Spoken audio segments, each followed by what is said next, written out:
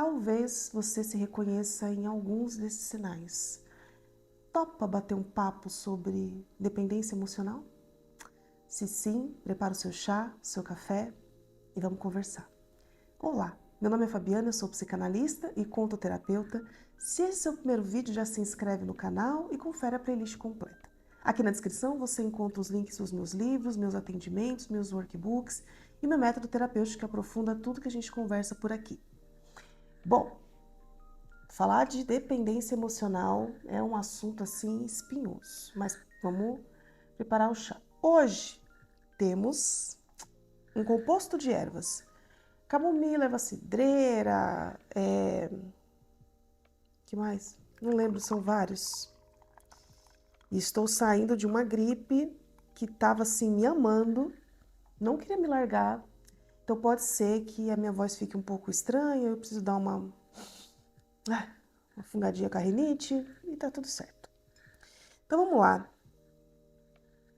Essa questão da dependência emocional é algo que realmente gera muito sofrimento. Principalmente porque envolvem questões que algumas vezes a gente não consegue enxergar, não fica tão óbvio, sabe? Precisa, ou você está sofrendo muito, ou alguém te dá um toque, te trazer para a realidade, ou alguém literalmente jogar na sua cara, sabe? Então eu vou trazer alguns sinais aqui, algumas coisas que podem estar acontecendo e aí você vai aí se identificando, abre seu coração. Lembra que tá só eu e você aqui, então se permita habitar esse lugar de sinceridade, sabe? De sentir se é um sofrimento, como que quando eu falo, como que bate isso pra você, sabe? Se tá tudo bem ou se realmente deu um incômodo aqui. Por menor que seja, deu um incômodo. Então, presta atenção e aí a gente tenta implementar algum tipo de mudança, coloca um olhar sobre isso para que você possa ter uma nova perspectiva, tá bem? A primeira situação é essa em que você precisa da aprovação do outro para ficar em paz. Vou dar um exemplo. Um exemplo bem bobo, mas olha como ele vai desdobrando. Você vai se arrumar para sair e você escolhe uma roupa e aí você pensa, eu me arrumo para mim. Eu coloquei essa roupa porque eu gosto de me ver assim. E aí você vai para o mundo, convencido, convencida da sua autenticidade, né? Da sua autoestima. E aí, no mundo, vem a contradição. Alguém te olha meio torto, te olha de cima embaixo, critica a sua roupa, ou ninguém fala nada e você acha aquilo estranho. É nesse momento eu te pergunto, se você se veste para você mesmo, o que importa que o outro vai pensar? O que importa que outra pessoa reclame, fale alguma coisa? Percebe? Nesse momento, a gente acaba ficando mais preocupado com o olhar do outro sobre a gente. O que o outro vai pensar. E é muito ruim admitir isso. A gente se veste pra gente, mas se a gente puder receber um elogio, maravilhoso. A questão é você sair de casa, vamos dizer assim, inflado, sabe aquela sensação de estou me sentindo bem. E aí quando você se depara com o mundo e com o que o mundo pensa sobre isso, você sente que você vai murchando, vai diminuindo. Tá tudo bem a gente gostar de receber um elogio, mas se essa devolutiva do outro tem o potencial de estragar o seu dia, estragar o seu momento, fazer você repensar a forma como você escolheu sair para o mundo, a forma como você escolheu se colocar nas relações, então aí a gente vai ter uma causa de sofrimento. E eu vou repetir essa pergunta muitas vezes para você. Isso te faz sofrer? Porque se não faz, tá tudo bem. Não tem um manual de como você deve viver. E sim uma forma de você abrir sua mente e observar o que te causa sofrimento para então implementar alguma mudança. Quando a gente é criança, a gente define algumas coisas. Não vou usar a palavra define, não, mas acaba entrando nisso, infelizmente, para algumas pessoas. a gente define muito do que a gente é pelo que o outro fala. Então, o pai, a mãe, o tio, o cuidador, essas pessoas que ficam mais próximas, rodeando a gente, que estão ali, fazem parte da nossa convivência, começam a dizer coisas, começam a nos definir, colocar elogios ou críticas, e a gente aprende a se olhar, a se observar, a se definir, a se constituir por esse olhar do outro. Isso uma criança, um bebê é uma criança. Só que se você cresce, vai para a vida adulta e continua dependendo desse olhar do outro, do que o outro vai dizer que você é, você consegue imaginar o tamanho do problema? Porque aí você vai ter que, assim, garantir que o outro vai querer a mesma coisa que você, vai olhar para o mundo da mesma forma que você. E esse outro, que você está esperando esse olhar, pode estar esperando a aprovação de um outro. E aí? Fica parecendo aquela situação, né? Maria que gostava de João, João que gostava de Helena, Helena que era apaixonada por José, José que não gostava de ninguém. Parece aquela situação, né? Então, assim, arriscado, né? Apostar a sua paz interior, a sua validação no outro. Quanto poder esse outro tem, né? Para poder fazer isso. Vamos, se há um sofrimento, tirar esse poder, pegar esse poder para você. Tomar um chá. Está uma delícia. Por quê? Porque tem camomila. E eu me esqueci que tinha camomila e coloquei 3 gotinhas de adoçante. Então, juntou com a camomila que já adoça, caso você não saiba, se quiser, a camomila adoça. Salvo engano, erva cidreira também adoça naturalmente o chá, tá? Já fica a dica aí para quem quiser diminuir açúcar e gosta de tomar um chá, erva cidreira, ela dá uma adocicada. Mas vamos pro próximo, que é esse medo de... É um medo exagerado de desagradar? Ai, nossa, isso volta muitas e muitas vezes. Aquele medo de você se posicionar, de você dizer aquele não, que você é um não certeiro para você. Mas aí você titubeia. Por quê? O que o outro vai pensar? De novo, quando você faz essa aposta, que aposta? A aposta de que eu vou me posicionar e o outro vai entender, e o outro vai acolher o meu posicionamento, a minha vontade, o meu querer. Você faz essa aposta e o outro não banca. O outro reclama, o outro fica insatisfeito, esbraveja, se vitimiza, e aí você fala, ai, nossa, não valeu a pena. Não valeu a pena, nossa, vou levar de lição para minha vida, não quero me dispor com as pessoas, vou tentar ser a pessoa mais amável possível. E aí você faz uma outra aposta, que é, vou fazer isso e não vou ter problema. E aí com o tempo, você vira uma planta. Aí eu te pergunto, você prefere virar uma planta que ninguém olha, fique invisibilizado para todo mundo, porque nunca se posiciona? E aí vou trazer um exemplo, né, da própria... Esses reality shows, já repararam como que funciona? Quem que chama atenção? Quem se posiciona. Achei que tinha chegado alguém. Quem se posiciona chama atenção. E quem fica quietinho no canto para não ter confusão, eles ficam chamando de planta. É muito, é muito interessante de observar isso.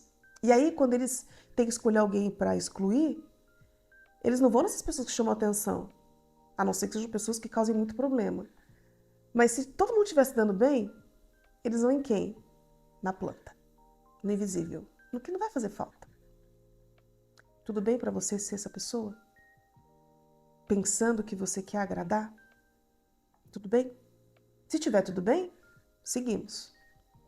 Mas se isso for causa de sofrimento para você, vamos ter que fazer outra aposta. A aposta de se posicionar e lidar com essa insatisfação do outro.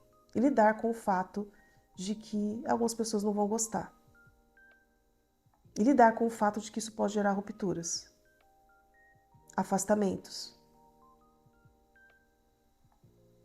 Então, observe e faça a sua aposta, ciente de que você vai ter que lidar com as consequências disso. Estar na vida adulta é lidar com o ônus e com o bônus das nossas escolhas. Não dá para querer só o bônus. Não tem como. Então, faça sempre essa análise. Qual é o ônus e qual é o bônus disso aqui? Com o que eu consigo conviver? O que eu consigo bancar com o tempo? Porque uma coisa esporádica aqui, tá tudo bem, faz parte da vida adulta e é até salutar que se faça, né? Às vezes a gente, para evitar confusão, a gente acaba cedendo. Mas viver assim diz sobre você para o mundo. É isso que você quer comunicar? Pensa aí.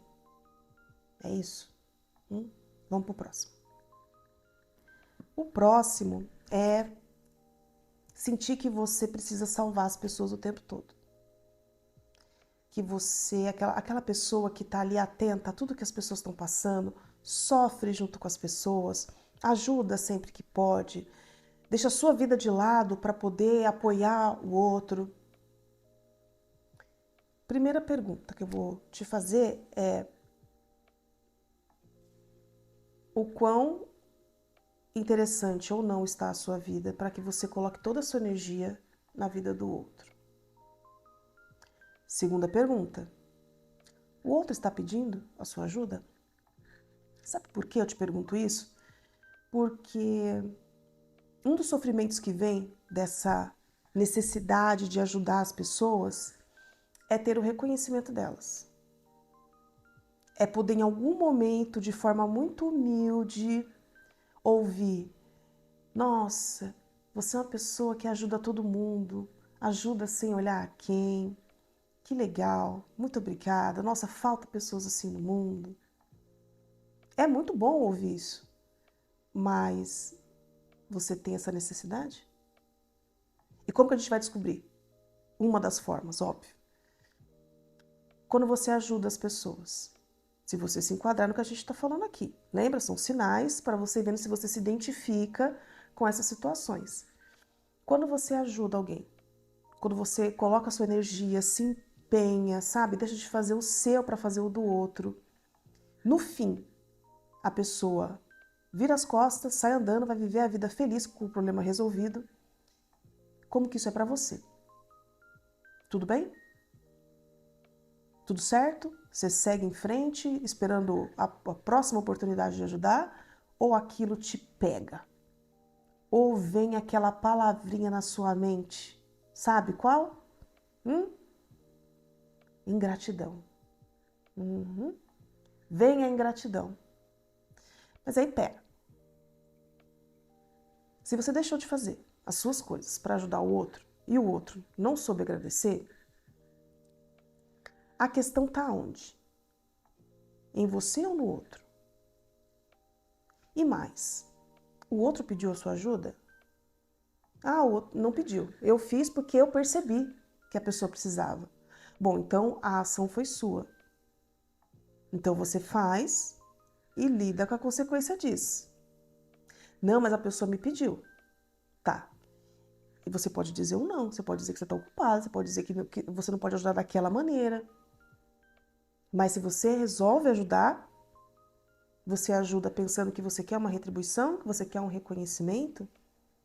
Porque se você fizer isso, você faz uma aposta. Gosto da metáfora da aposta. Porque ela te implica, ela te traz responsabilidade. Você aposta que a pessoa vai reconhecer. E aí a pessoa não banca. E aí? Sofre com isso? Sofre com essa dependência do reconhecimento do outro?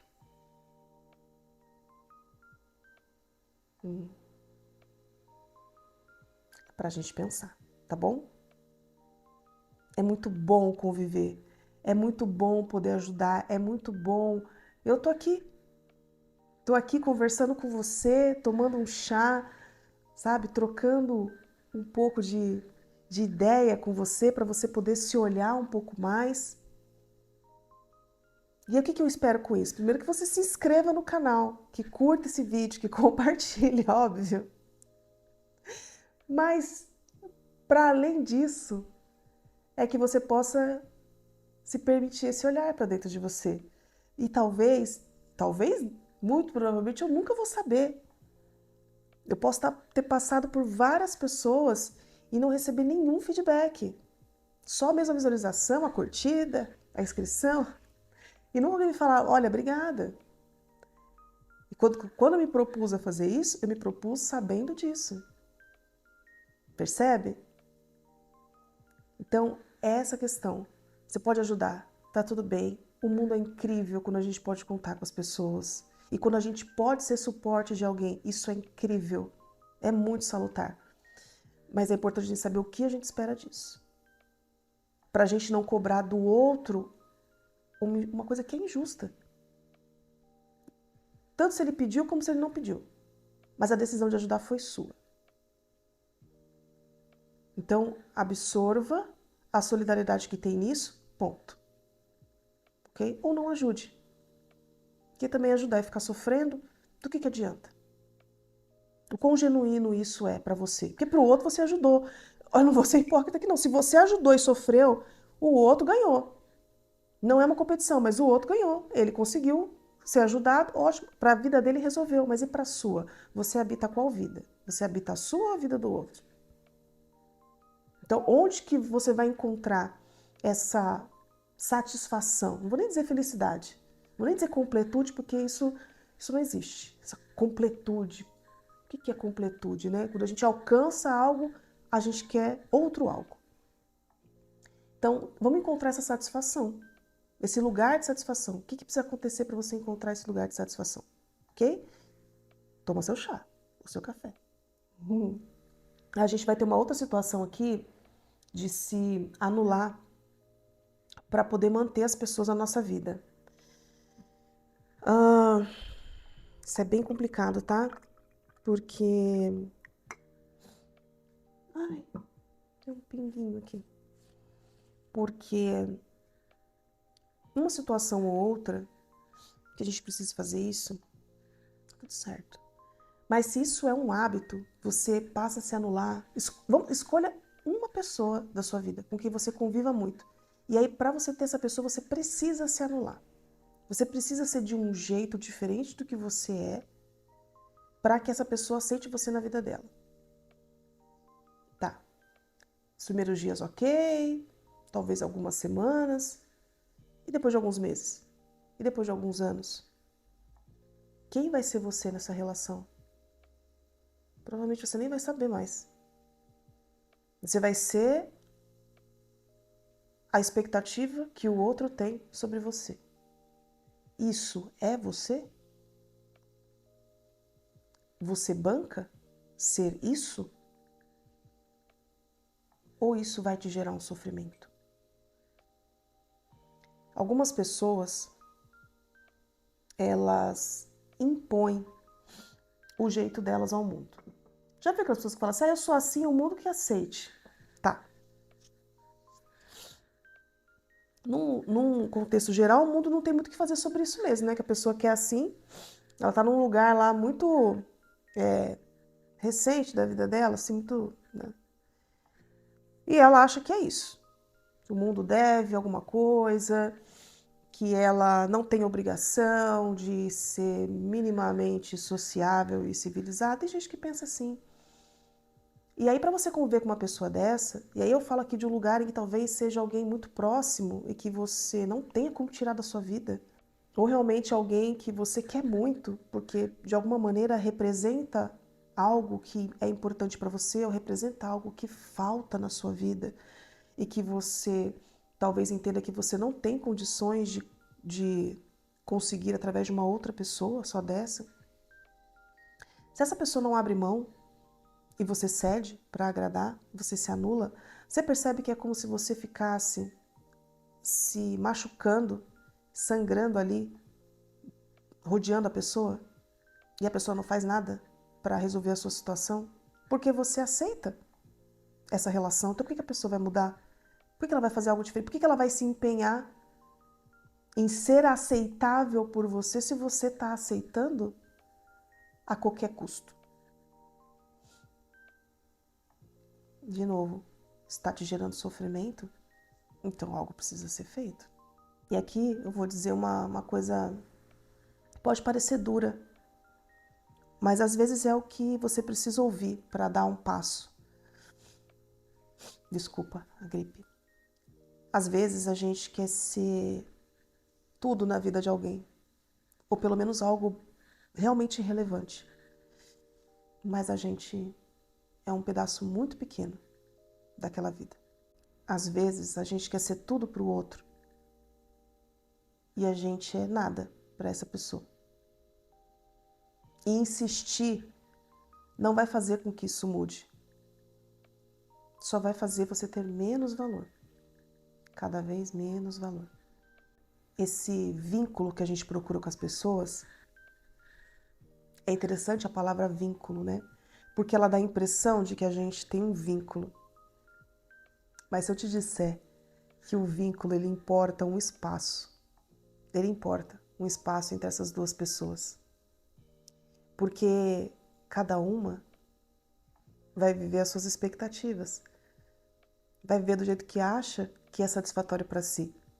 E a outra só cabe aceitar isso. Se ela entende que o aceitar isso é causa de sofrimento, não tem por que manter o vínculo. Percebe? Tem um espaço aqui. E esse espaço é um espaço de respeito, um espaço de acolhimento, um espaço de empatia. Se não tem como esse espaço existir de uma forma que seja saudável para as duas partes, não tem por que manter essa relação. Senão, uma parte vai ficar dependente da outra. Deu para entender? Pelo menos um pouquinho? Vamos para o próximo. No próximo, vamos falar sobre essa necessidade de precisar sempre de uma prova de amor. E quando eu falo prova de amor, em todos os âmbitos, vai até daquela amiga. Sabe, você é o tipo de pessoa que quando você manda uma mensagem, alguém não responde imediatamente ou dentro de, sei lá, 5, 10 minutos, você fica chateado com a pessoa? Eu não sei quantos anos você tem aí, você está me assistindo, mas se você já assistiu o vídeo anterior e que eu falo sobre isso, eu sou de uma época em que não existia celular, tá? A gente tinha que se dirigir até um objeto grande chamado orelhão para entrar em contato com as pessoas. Ou a gente escrevia carta, telegrama, posso ser que eu esteja falando uma outra língua aqui. E a gente sabia o telefone de cor de todo mundo. Sabia que a gente já viveu momentos assim na vida? Eu sabia o telefone de todos os meus amigos. É uma loucura. Então você imagina, se eu quisesse falar com alguém, eu ligava na casa da pessoa. E se ela não pudesse me atender, é isso. Ela não pode falar com você, ou a pessoa não tá. Ou eu não podia ir até o orelhão, estava ocupada com alguma outra coisa. Ou eu não tinha ficha, eu não tinha ficha, ou eu não tinha cartão, que foi uma evolução da ficha, para ligar, e eu tinha que esperar o quê? Eu tinha que esperar até o outro dia ir para a escola para encontrar essa amiga, para contar para ela, conversar, seja lá o que fosse, tá? Então, eu não tinha como. A gente já foi criado nessa situação em que não dava para esperar. Só que com o advento da internet, das redes sociais, depois do WhatsApp, a gente fica com uma sensação de que tudo tem que ser imediato, né? De que você manda mensagem, a pessoa, do mesmo jeito que você está com o celular na mão, a outra pessoa também está só esperando que alguém fale com ela para que ela possa responder. E aí, se ela não responde, pronto. Ah, já me rejeitou, não é minha amiga, não me respeita, não me considera. E às vezes a outra pessoa do lado nem com o celular está. Eu vou dar um exemplo. Eu, por exemplo, eu recebo mensagem e eu respondo quando eu posso dar atenção para a pessoa. Porque eu entendo, dentro dos meus valores, que é uma falta de respeito responder de qualquer maneira só porque a pessoa acabou de mandar uma mensagem. Se não for algo urgente, Se eu puder bater o olho ali, ah, tá, não é urgente. Então eu coloco lá, marcar como não lido, e assim que eu puder parar com calma e dar atenção, eu respondo. E todas as minhas amizades estão cientes disso. E não por acaso somos assim entre nós. Algumas amizades eu mando mensagem num dia, recebo resposta no outro dia. Tá tudo certo. Por que você precisa dessa urgência, desse retorno urgente das pessoas? Você já parou para pensar nisso? O que significa para você não ter uma resposta? Pode ser que essa pessoa não possa te responder e aí cheguem outras mensagens, ela entra, olha, né, visualiza, chegam outras mensagens, ficam por cima e ela perde a sua mensagem. Foi um dia atribulado, ela não conseguiu ler sua mensagem e esqueceu. Como é isso para você? Como é para você estar em um relacionamento no qual você não tem declarações constantes de amor? No qual você não é sempre elogiada? Como é para você estar num trabalho no qual você não é constantemente elogiada, no qual você não é reconhecida? E eu vou tirar aqui o constante, no qual você não é elogiada. Eu já trabalhei em lugares em que a gente não recebia elogio, só crítica. Enquanto o trabalho estava sendo bem feito, nada era falado. O silêncio é que dava esse retorno de que estava tudo bem. Como é isso para você? Te causa um incômodo de que não, tem que falar. Como assim? Por que tem que falar? O que muda para você? Se a pessoa falar, vai ser muito diferente do que já é? Dentro de um relacionamento, será que a pessoa que você tá, que você espera que faça esse elogio, que faça a declaração de amor, será que essa pessoa consegue fazer isso? Será que, vamos entrar aqui, né? Será que há a linguagem de amor dessa pessoa? Se essa for uma necessidade, o que acontece se a pessoa fizer isso e depois de um tempo te decepcionar de alguma maneira? Muda essa declaração que veio antes? O que vai ter mais valor? Será que o dito importa mais do que o feito? Talvez essas pessoas não deem o que você quer constantemente, mas quando você precisa pontualmente, elas estão ali. Talvez essa pessoa ou essas pessoas nunca te deem o que você espera.